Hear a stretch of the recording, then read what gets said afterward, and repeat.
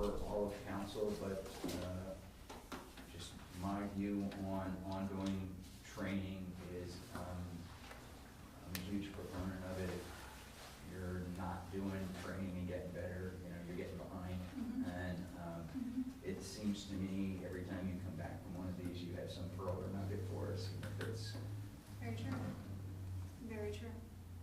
Yeah, because like I said, you know, Star Plus was on my agenda 6 months ago, and I was really kicking myself at the meeting. But I feel, you know, it's okay because now it was brand new then, and now we've got 6 months of history, and we've got City of Montgomery standing up there telling me this is a great idea, and that makes me feel a lot more comfortable.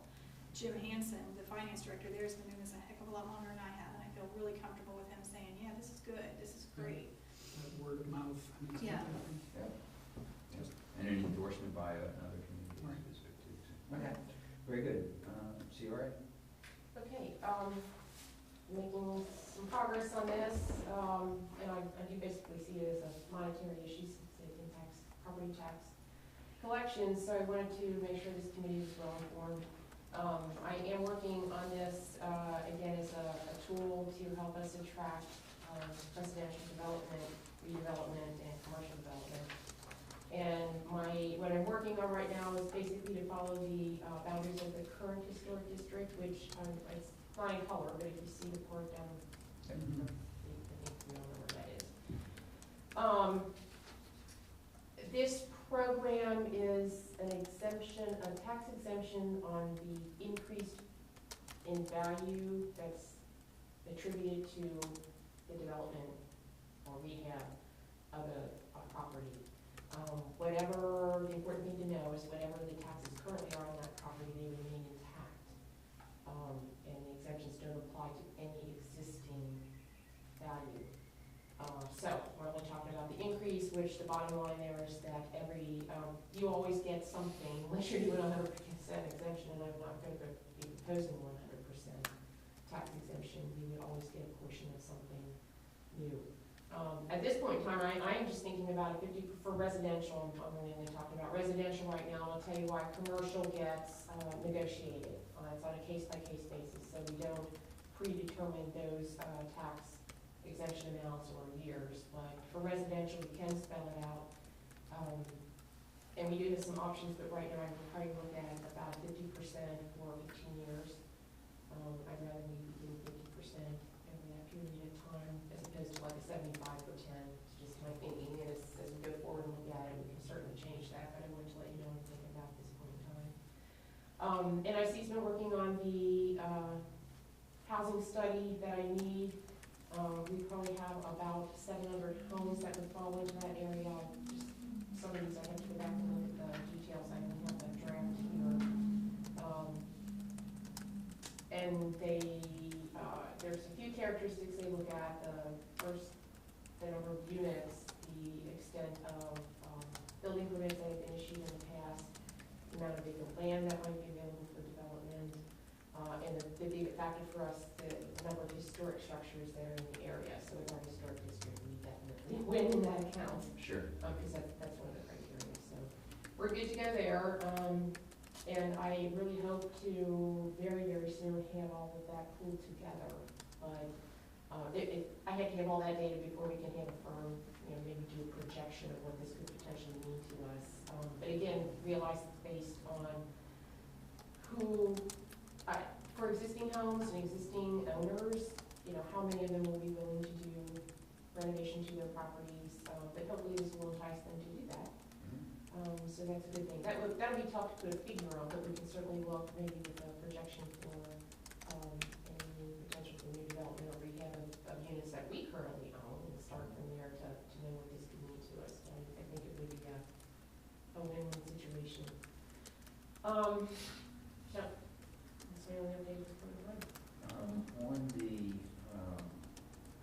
tax exemption, is that on the portion of the property tax that relates to Greenhills taxes, or is it across the entire? It's across the entire amount. Do we have to get sign off from the school? The school district? Only if you go over a certain percentage, do you have to get sign off from them. I think we certainly want to inform them and ideally get a letter of support. Because then, again, it's increased increased revenue for them as well, we're not taking anything away from anybody. But no, we don't, on a case by case for residential, you don't. Once it's in place, at the end of the project, it's just a paper filing issue, who's ever in the area gets the amount. But on the other hand then, if we do a commercial project, yes, that would Right. entail the school district. Okay. Always their review, only their approval if it's only over a certain dollar amount in new payroll. We'd like to do that, I'm Sure, not sure that'd we be- would, that'd be but fantastic. you never know.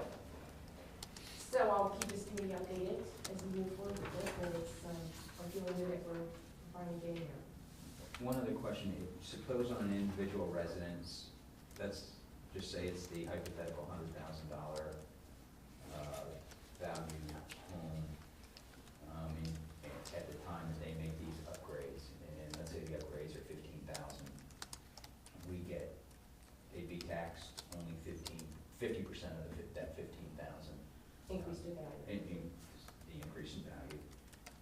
Suppose during is it the triennial valuation of the properties, is it every 3 years? I think so. I think it's every 3 years. Sometimes Yes. but, Yeah, and, so at the end of, suppose that happened on the day that it was valued, and 3 years later it was revalued again, and the home was valued at 110 plus the 15, so now it's valued at 125. Does that exemption stay at the $15,000 that was invested, or does it go up incrementally as the? no, it doesn't. It'll be on the amount originally invested. So it's not based but- on appraisal? Okay, Well, yeah. but an interesting thing is when that gets filed, the county will do an appraisal of that property at that time. Right. So it isn't like they're gonna wait for years before they assign a new value to it.